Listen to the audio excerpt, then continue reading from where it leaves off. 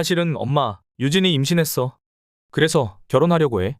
솔직히 어머님 도움 없이는 어렵겠어요. 지금이 제일 중요한 시기라 안정된 곳에 살아야 하니까요. 그럼 얼마나 필요하니? 2억 정도요? 아니면 좀 더 해주실 수 있으세요?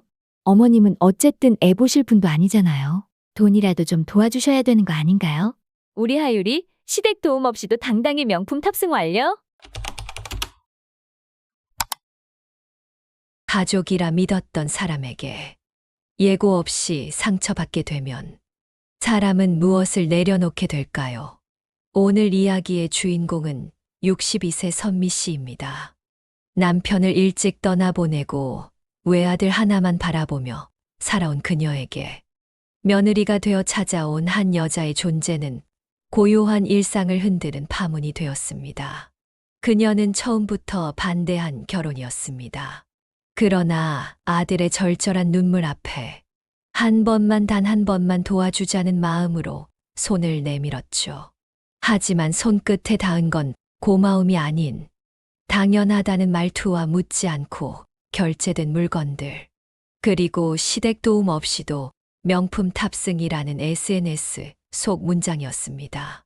오늘 우리는 그 하루의 시작으로 돌아갑니다. 봄비가 한 차례 지나간 뒤 선미 씨는 조용히 마당에 화분을 옮기고 있었죠. 그녀의 일상은 평온해 보였지만 마음 한켠에는 이미 감지할 수 없는 균열이 일어나고 있었습니다. 선미는 정갈하게 개어놓은 이불을 다시 펴며 이른 아침의 고요를 맞이했습니다. 예전엔 남편의 기침 소리에 깼고 아들의 출근 준비로 분주했지만 지금은 정막이 일상인질입니다. 오롯이 자기 자신만을 위해 따뜻한 커피를 내리는 순간이야말로 선미가 가장 소중히 여기는 시간이었습니다.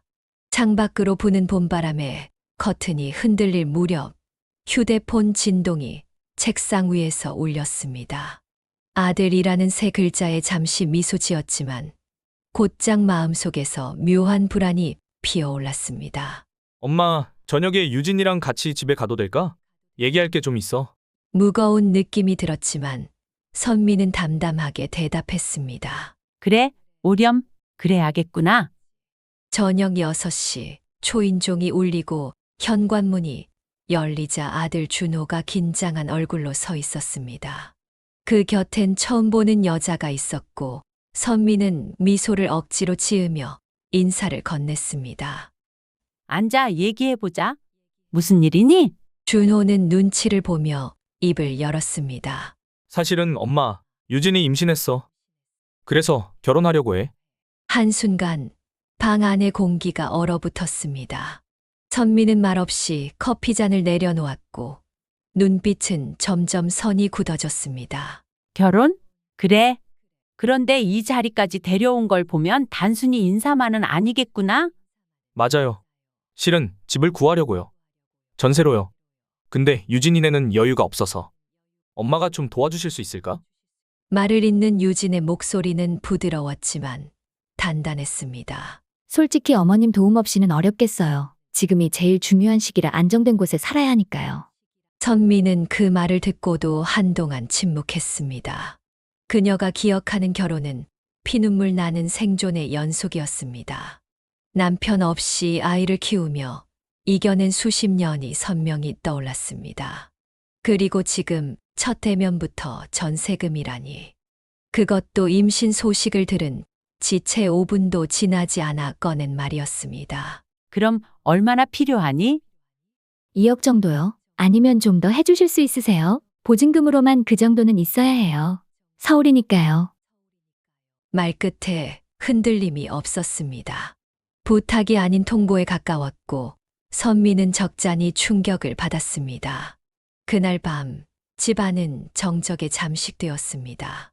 선미는 침대에 등을 뉘었지만 잠은 쉽게 오지 않았습니다. 그저 조용히 눈을 감고 무겁게 가라앉은 심장을 붙잡고 있을 뿐이었습니다. 다음 날 아침 준호는 말없이 어머니 옆에 앉았습니다. 선미는 커피를 내리던 손을 멈추고 그의 얼굴을 바라보았습니다. 엄마, 정말 미안해. 내가 너무 성급하게 말했지?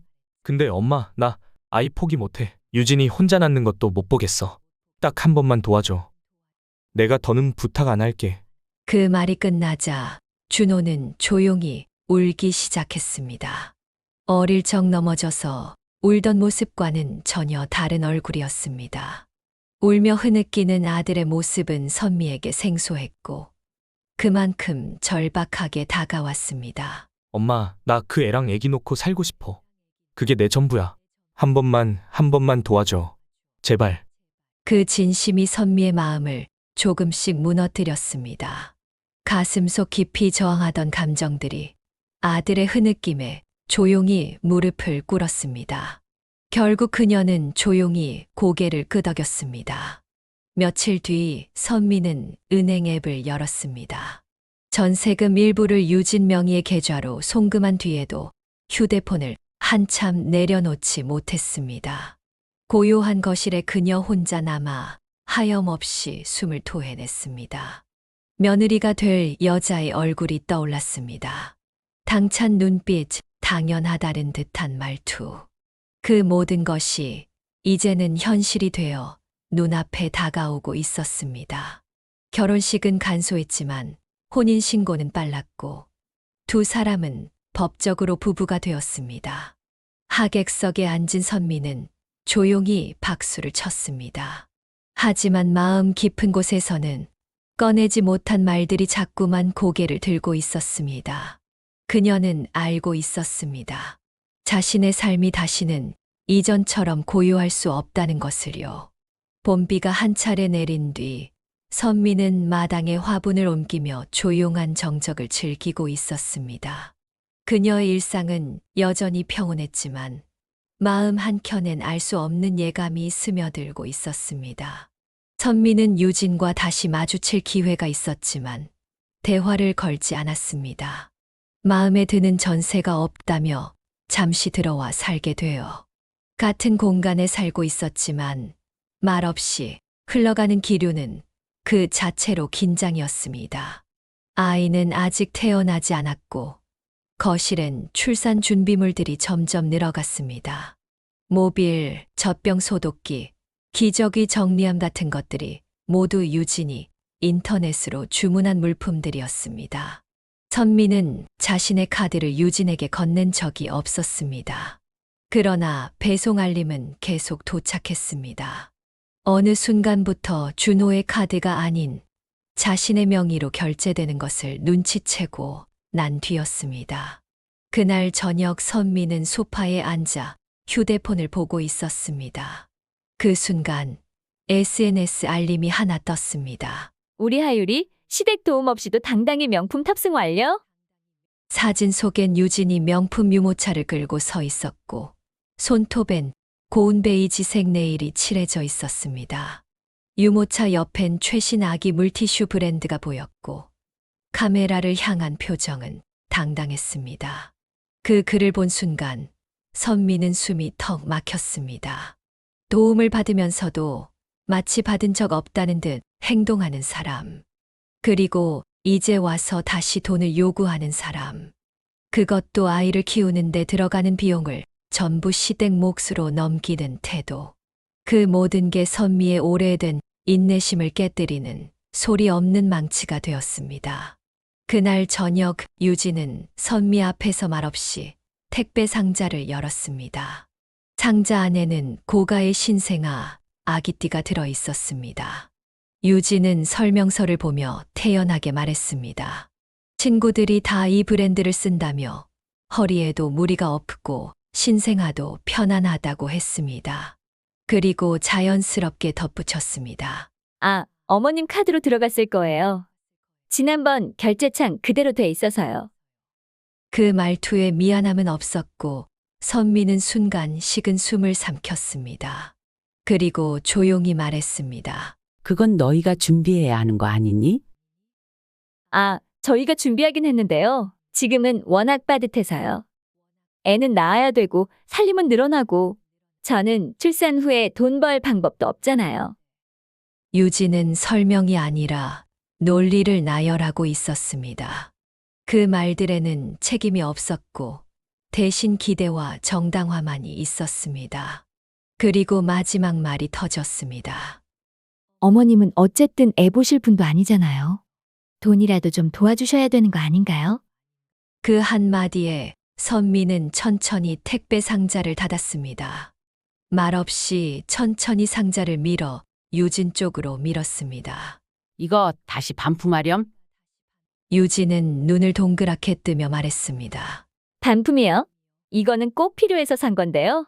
필요한 건 알겠어. 근데 난 허락한 적 없어. 네가 뭘 살 때 내 카드를 쓰는 게 당연한 일이 되면 그 다음엔 내 집도 네 집이라 생각하게 되거든. 유진은 입술을 질끈 깨물었습니다. 너무 그러지 마세요. 저는 그냥 가족이라 생각해서 그런 거예요. 가족이면 더 조심해야지. 아직 모르나 보구나. 선미는 그 말만 남기고 자리를 떴습니다. 거실 문을 닫는 소리는 조용했지만 그 여운은 오래 머물렀습니다. 그날 밤 선미는 처음으로 내가 너무 물러섰던 건 아닐까 생각했습니다. 선을 그은 적 없던 자신의 태도도 되짚어보게 되었습니다. 그러나 지금 그녀는 분명히 알고 있었습니다. 감사의 말이 없는 사람은 결국 요구만 남는 사람이라는 것을요. 어느새 산달이 다가왔고 병원에 들어간 엄마, 준호에게 하은이 태어났어요. 하은이 너무 태어났다는 예뻐. 연락을 받은 건 일주일 전이었습니다. 조용히 준비한 손수건과 영양죽을 조리원 문 앞에 걸어두고 돌아온 그날. 선미는 혼자 커피를 마시며 아이의 얼굴을 상상했습니다. 며칠 뒤 아들 준호와 유진이 아기와 함께 선미 집을 찾았습니다. 유진은 지쳐 있었고 하은은 작고 여린 숨을 품 안에서 내쉬고 있었습니다. 선미는 조심스럽게 물었습니다. 몸은 좀 괜찮니? 유진은 고개를 끄덕였지만 이내 무겁게 입을 열었습니다. 어머님, 정말 죄송한데요. 저 너무 힘들어요. 밤마다 계속 깨고 하루 종일 혼자 아기랑 있으려니 정신이 나갈 것 같아요. 그래서요, 도우미를 쓰려고 해요. 그런데 월 250 정도 들더라고요. 그 비용을 어머님께서 좀 해주실 수 있을까요? 그 말이 끝났을 때 거실의 공기가 얼어붙었습니다. 선미는 커피잔을 내려놓고 고개를 들었습니다. 지금 뭐라고 했니? 유진은 한 번 숨을 고르고 한 발짝 더 나아갔습니다. 저도 지금 산후 우울증이 온 것 같아요. 정말 혼자서는 감당이 안 돼요. 딱 그 비용만 도와주시면 제가 다른 건 바라지 않을게요. 준호가 조심스레 끼어들었습니다. 엄마, 이번에도 조금만 도와줘. 정말 잠도 못 자고 고생 중이야. 나중에 꼭 갚을게. 진심이야. 선미는 조용히 자리에서 일어났습니다. 느릿하게 준호를 바라보다 단호하게 말했습니다. 내가 도와준 건 너희가 시작할 수 있도록 기회를 준 거야. 심지어 그 돈은 어쨌니? 전세 비용이라고 줬는데 왜 같이 살고 있어? 근데 이제 와서 또 돈을 달라고? 그것도 매달? 난 못한다. 유진은 목소리를 낮추며 말했다. 어머님, 저희가 바라는 건 그냥 작은 도움이고. 선미는 조용히 손을 들었습니다. 아니, 그건 너희가 나한테 말할 수 있는 부탁이 아니야. 너희는 지금도 내 시간을, 내 삶을, 내 돈을 당연하게 여기는구나. 그게 사람을 얼마나 지치게. 그래, 쓰는 건 너희 자유지. 만드는지 몰라? 근데 그걸 왜 나한테 떠넘기니? 그 순간 준호가 고개를 떨구었습니다. 유진의 얼굴도 굳어졌고 거실엔 정적이 감돌았습니다. 선미는 마지막 말을 남기고 방으로 들어갔습니다. 아무리 아들, 며느리라 해도 내가 당연한 ATM 문 아니야. 누리는 건 너인데 왜 내가 지갑으로 보이니? 그날 밤 선미는 오랫동안 잠을 이루지 못했습니다. 방 안엔 오래된 아로마 향이 희미하게 남아 있었고 창문 너머론 봄비가 조용히 내리고 있었습니다. 현관에 걸린 정적이 그 어느 때보다 무겁게 느껴졌습니다. 이튿날 아침 선미가 부엌에서 물을 끓이고 있을 때였습니다. 문득 인기척이 없어 거실을 들여다보니 유진의 가방이 사라져 있었습니다. 작은 짐가방과 신생아, 옷상자가 흔적도 없이 사라졌고 준호도 보이지 않았습니다. 식탁 위엔 한 장의 쪽지가 놓여 있었습니다. 엄마, 미안해. 우리가 알아서 해볼게. 하율이 잘 키워볼게요. 선미는 그 쪽지를 손에 쥔 채 아무 말 없이 주전자를 내려놓았습니다. 모든 걸 내려놓은 듯 무표정했지만 눈빛만큼은 깊게 흔들리고 있었습니다. 며칠 후 유진과 준호는 전주의 한 원룸에 들어갔습니다. 좁고 눅눅한 공간이었지만 당장 갈 곳이 없었습니다. 준호는 퀵서비스 배달 아르바이트를 시작했습니다. 원래 다니던 직장은 예고도 없이 그만두었고 이력서에 쓸 경력도 없었습니다. 유진은 인터넷에서 재택근무 부업이라 쓰인 광고를 클릭하다 며칠 만에 사기를 당했다는 걸 뒤늦게 알아차렸습니다. 세탁기도 없이 손빨래를 하던 어느 날 밤 유진은 거울 속 자기 얼굴을 바라보다가 고개를 떨궜습니다. 메이크업도 못하고 손은 갈라졌고 자존심은 바닥에 붙어 있었습니다.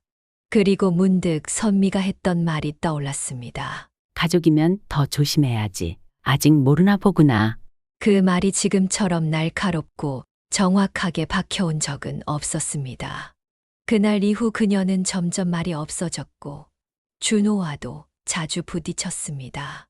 돈 문제, 집안일, 육아 준비, 어느 것 하나 쉬운 게 없었고 그럴수록 서로에게 짜증을 냈습니다. 너 왜 빨래 안 해놨어?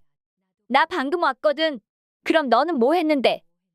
어느새 두 사람 사이엔 말보다 한숨이 더 많아졌습니다.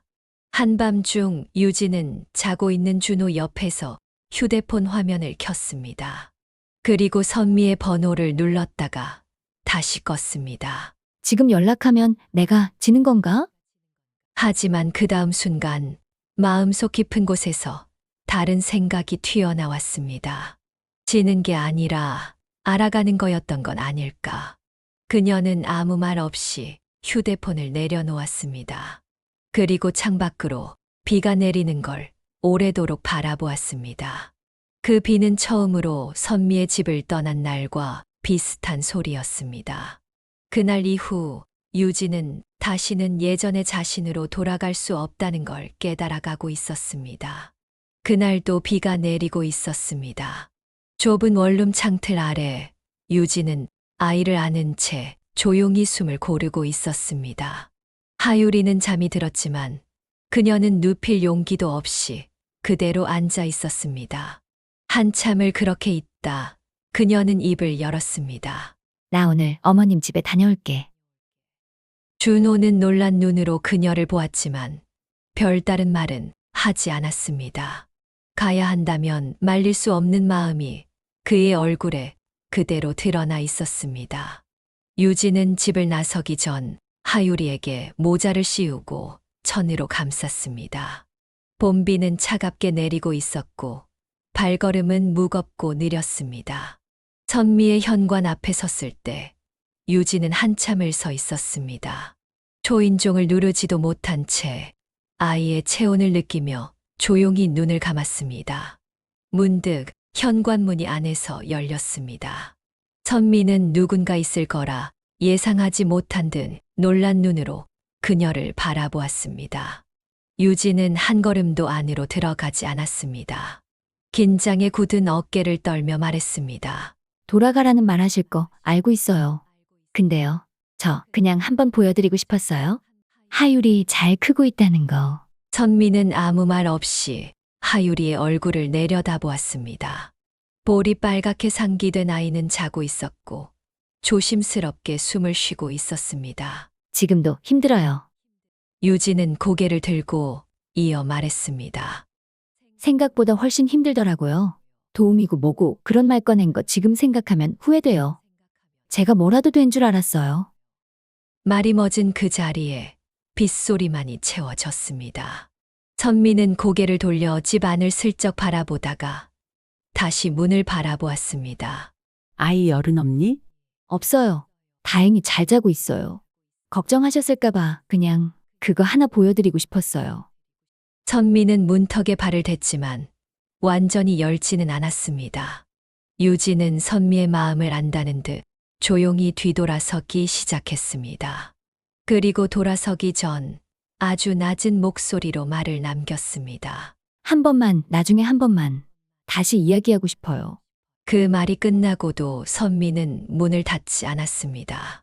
그녀는 오래도록 그 자리에 서서 계단을 내려가는 유진의 뒷모습을 지켜보았습니다. 그 뒷모습이 비에 젖어 사라질 무렵 선미는 혼잣말처럼 중얼거렸습니다. 그걸 알아가는 게 어른이 되는 길이겠지. 문은 닫혔지만 마음속 어딘가는 조금 열리기 시작한 것 같았습니다. 햇빛이 조금씩 따뜻해지기 시작한 초봄의 새벽. 준호는 편의점 유리문을 열고 반쯤 감긴 눈으로 출근 스탬프를 찍었습니다. 밤을 꼬박 새운 택배 정리 아르바이트 뒤에 이어지는 오전 근무였습니다. 진열대에 우유를 채우다 손가락에 커터칼이 스쳤고 피가 맺혔지만 그는 별다른 표정도 없이 반창고를 붙였습니다. 오후엔 쿠팡 파트너스 소형 택배를 전동 킥보드로 배송했습니다. 수고비는 건당 500원 남짓. 무릎이 까지고 허리는 휘었지만 하루 10건을 채워도 몇천 원이 고작이었습니다. 유진도 다르지 않았습니다. 아기를 봐줄 사람이 없기에 하율이 옆에서 재택근무 아르바이트를 하려 했지만 제대로 된 일감은 오지 않았고 매일 하면 계속 업체 사칭 주의 같은 공지뿐이었습니다. 결국 동네 반찬 가게에서 오전 설거지를 도우며 푼돈을 벌었습니다. 고무장갑 안은 축축했고 손톱은 금세 닳아갔습니다. 세탁기는 여전히 없었고 하루에 한 번씩 하율이 빨래를 손으로 비볐습니다. 손등은 갈라지고 허리는 굽었습니다. 어느 날 유진은 거울 앞에 섰습니다. 갈라진 입술, 퉁퉁 부은 손, 검은 눈밑. 그녀는 그 모습이 낯설지도 않았습니다. 그렇게 몇 주가 흘렀고 어느 날 오후 선미는 우연히 편의점 앞을 지나쳤습니다. 불 켜진 계산대 너머로 익숙한 실루엣이 보였습니다. 유진이었습니다. 앞치마를 두르고 고개를 숙인 채 무언가를 계산하던 그녀는 이전과 전혀 다른 사람이 되어 있었습니다. 화장기 없고 푸석한 얼굴, 휘청거리는 몸짓.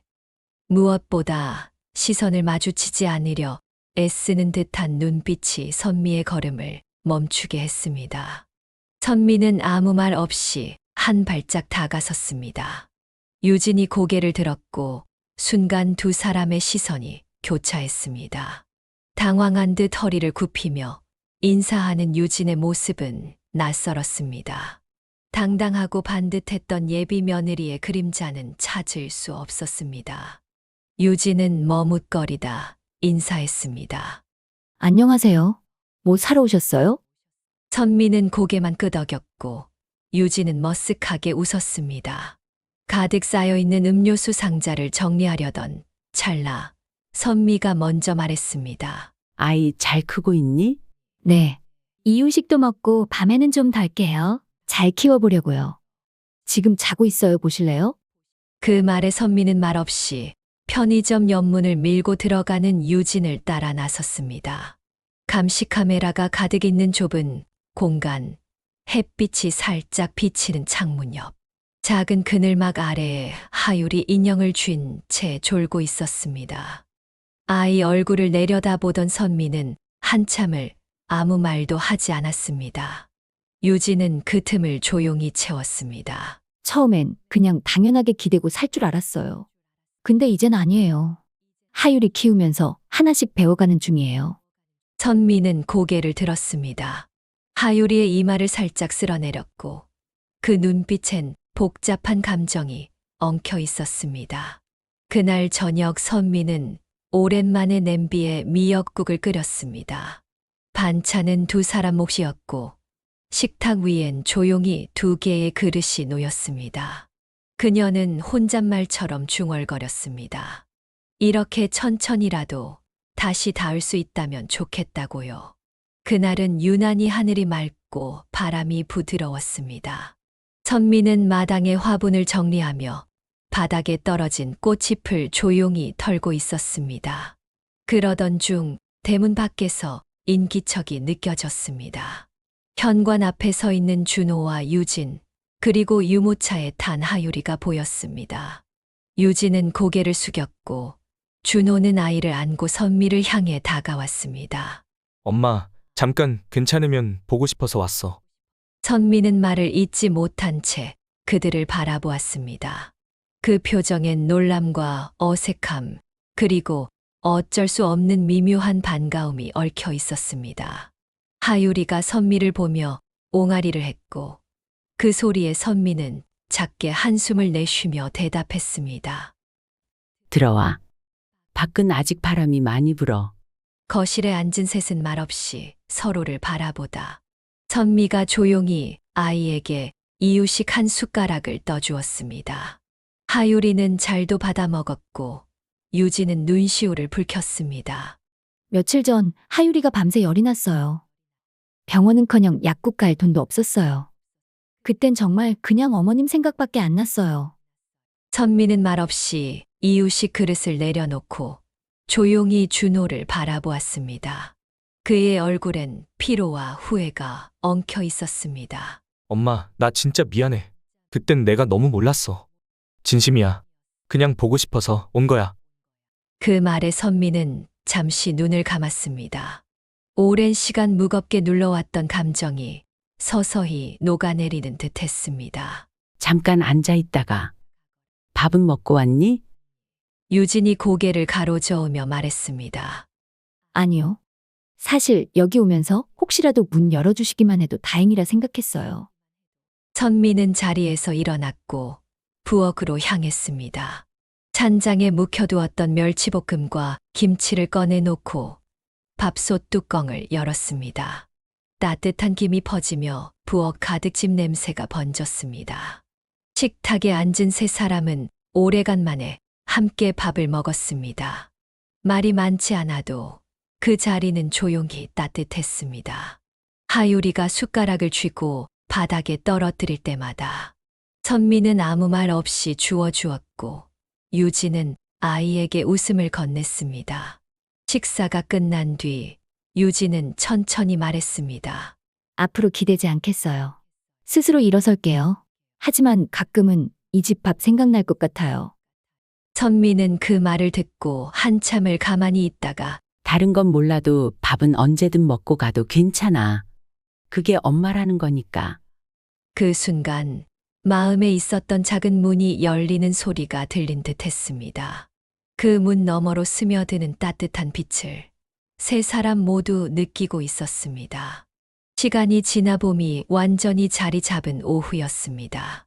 햇살이 부엌 바닥까지 깊게 스며들었고 선미는 조용히 장을 보고 돌아와 마늘을 다지고 있었습니다.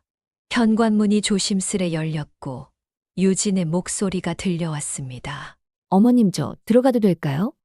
선미는 대답 대신 도마에 올린 마늘을 자르던 손을 멈추고 고개를 들었습니다. 유진은 혼자였습니다.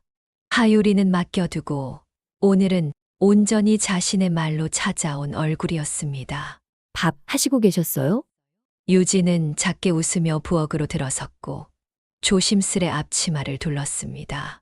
선미는 말리지 않았습니다. 대신 한마디를 덧붙였습니다. 마늘은 다지되 너무 곱게 하지 마라. 쌉싸래한 맛이 살아야 한다.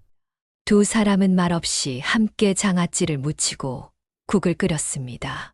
솥에서 김이 피어오르고 마당엔 햇빛과 된장 냄새가 겹쳐 퍼졌습니다.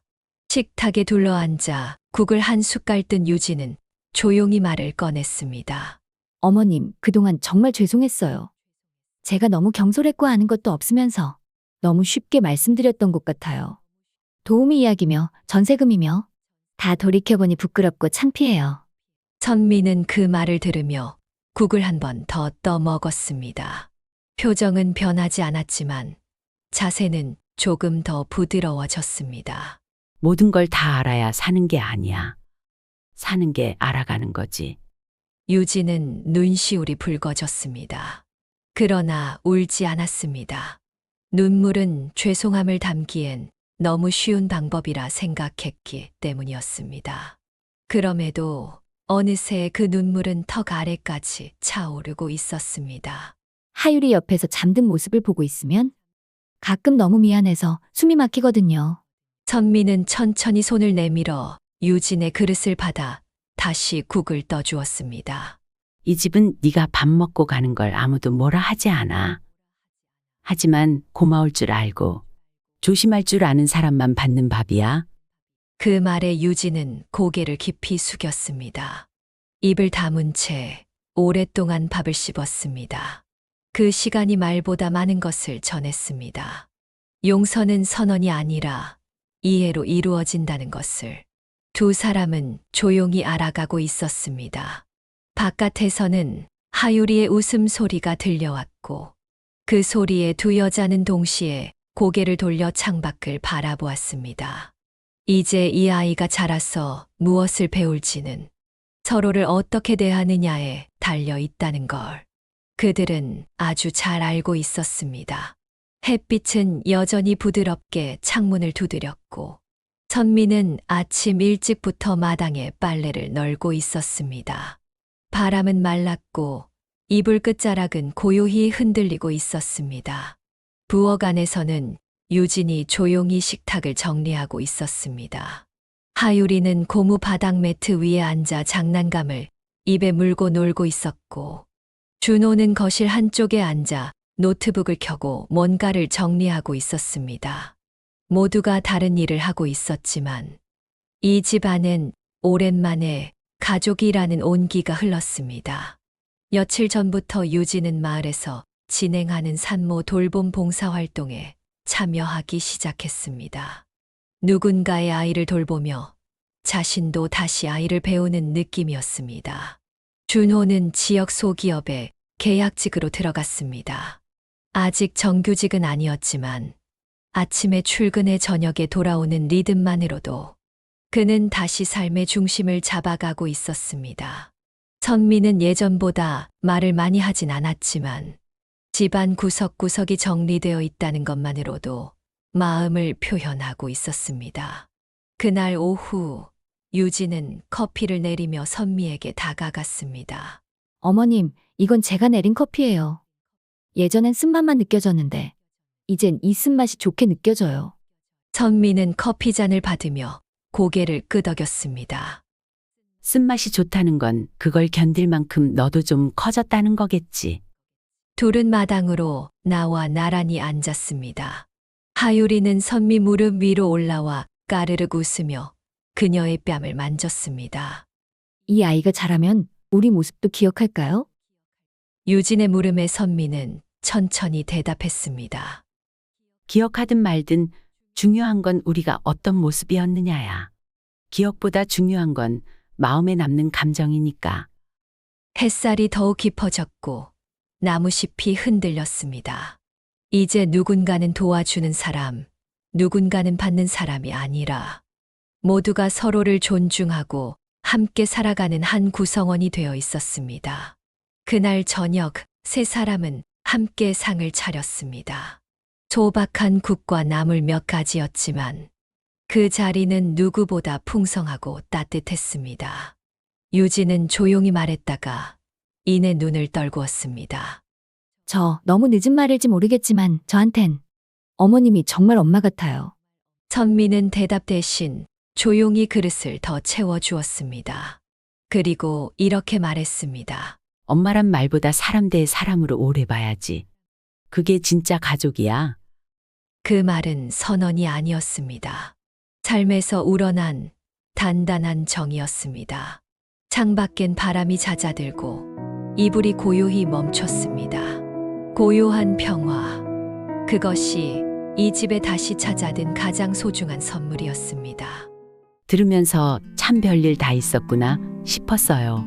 그땐 그냥 내가 참으면 조용해지겠지 했는데 그게 아니더라고요. 내가 말 안 하면 아무도 몰라요. 도움을 줬다는 건 기억 못하고 안 줬다는 것만 오래 남는 거예요. 이젠 저도 좀 달라지려 해요. 늦었지만 나도 내 편 한번 돼보려고요. 시청자분들 중에서도 혹시 저처럼 마음에 담아두신 이야기 있으세요? 어딘가에도 말할 수 없는 것들이 있잖아요. 여기에 조용히 털어놔 보세요. 우리 나이쯤 되면 그런 용기도 참 귀하잖아요. 또 귀로 들으니까 좀 더 후련해지는 것 같아요. 저는 아들이랑 며느리랑 그리고 눈에 넣어도 아프지 않을 예쁜 손주랑 요즘 잘 지내고 있어요. 모든 가정에 평온이 가득하길 바랍니다. 신규 채널이라 여러분의 좋아요와 구독이 큰 힘이 됩니다. 행복한 하루 되세요.